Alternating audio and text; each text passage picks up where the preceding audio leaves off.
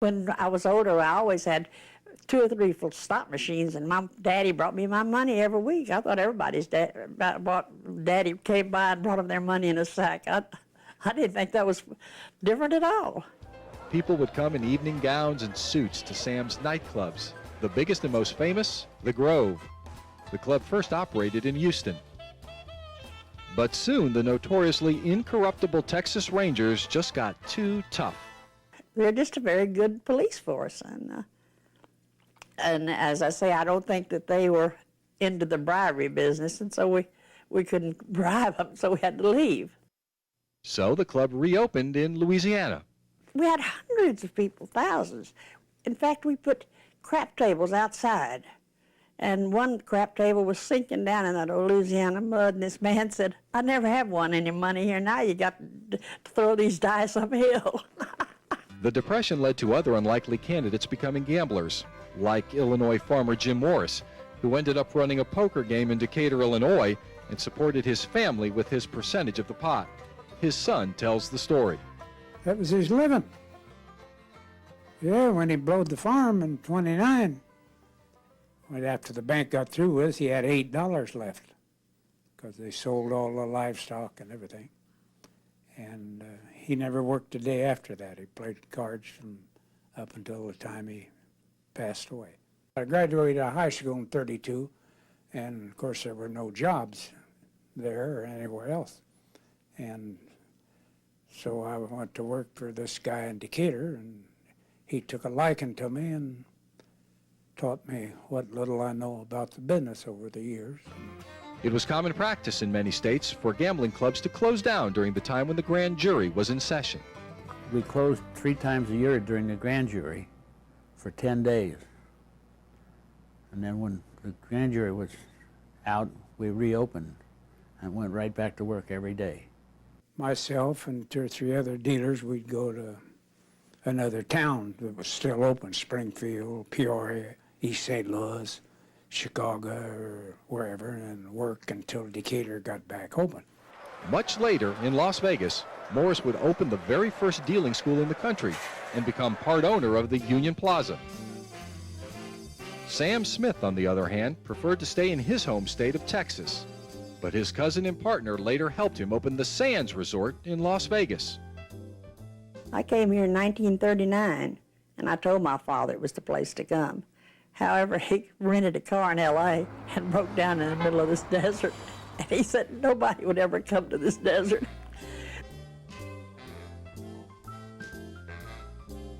Gambling still wasn't legal anywhere except in Nevada, but it was considered open in some places. A minority of people frowned on it, but the majority welcomed it because it was good for the merchants.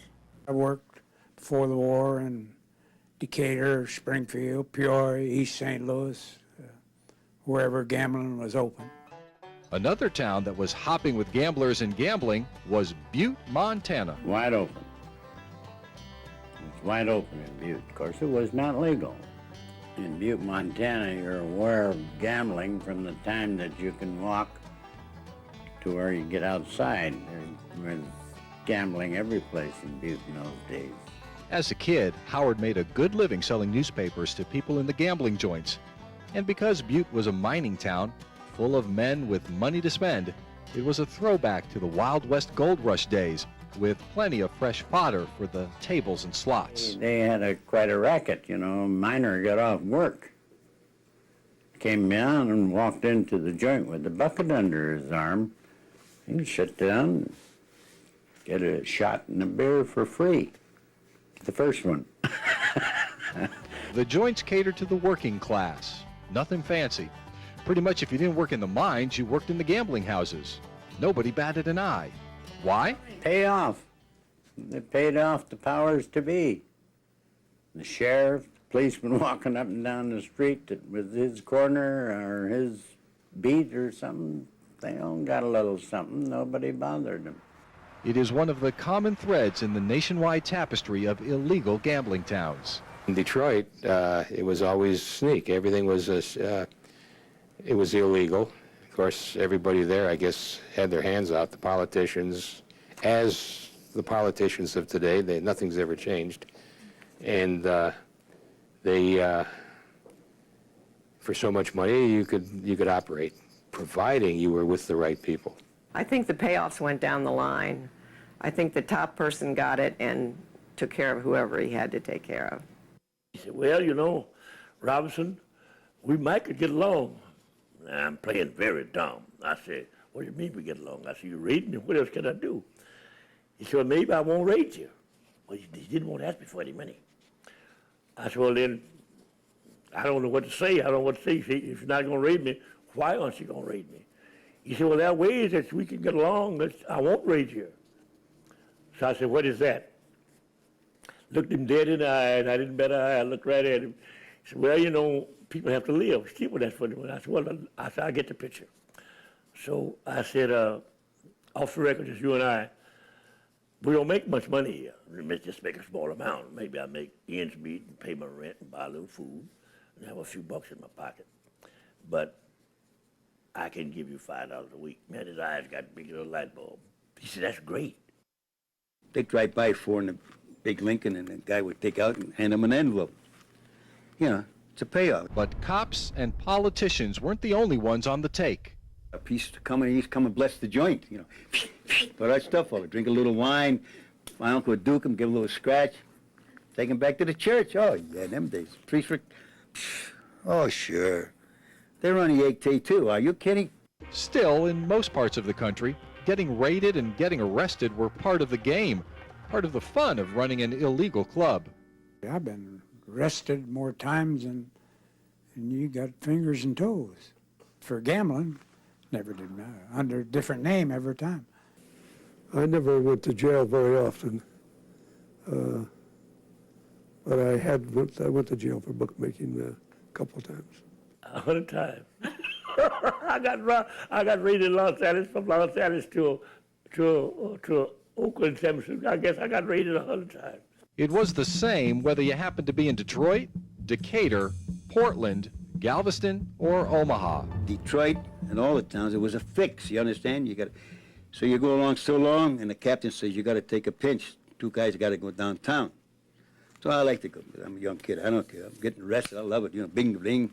When they arrest you, they put in the paper, they list the names of the people, and when they charge you with keeper of a disorderly house. In many towns, the police were well aware of the gambling houses, but let them continue.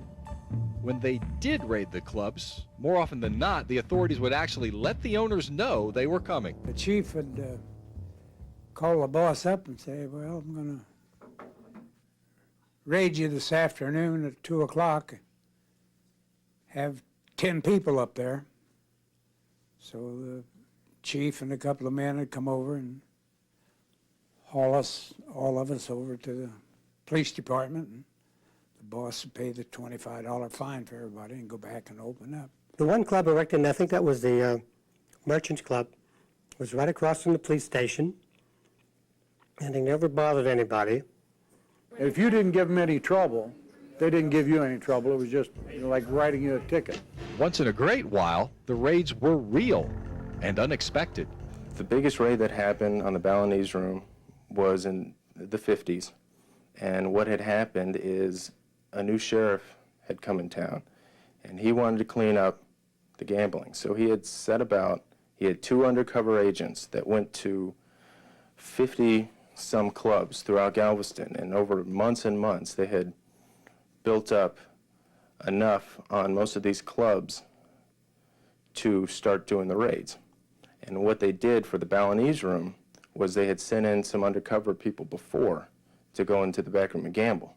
Once he got inside, he walked up to a 21 table and just put down his 45 on the table, and he said, "This is the raid, don't anybody move."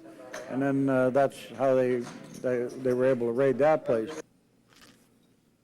I put my head around the corner, and here's guys coming with hunting jackets and rifles, or shotguns rather, shotguns. And this is a raid, for Christ's sake. So I go for the scratch to get it out, and that's when they cop around me and said, "Hold it right there." There was a raid, and they had double doors with 2 metal hooks, so to speak, and they had a big 4x4 that they would slide in position. Well, they couldn't find the 4x4, The cops were beating on the